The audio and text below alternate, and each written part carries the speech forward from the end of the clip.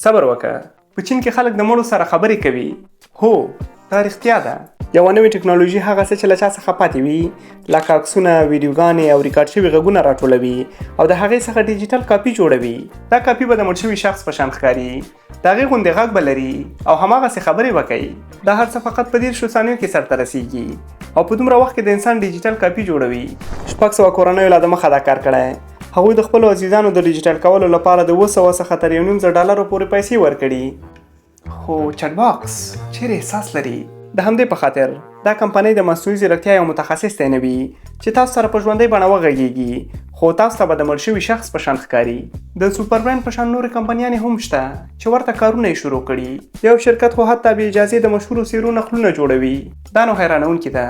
په چین کې په 2023 میلادي کال کې د نقل جوړونې بازار $600 میلیونه ته لوړ شو او هر کال 15% وده کوي.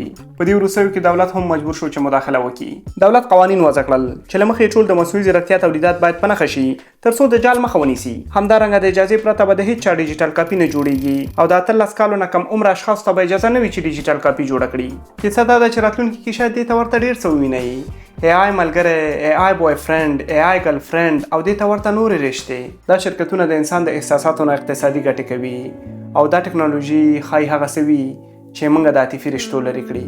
دا ویډیو د هغه چا سره شریکه کړه چې ورسره مینه لري. نه رښتیا ورشه ورسره بنډار وکړه.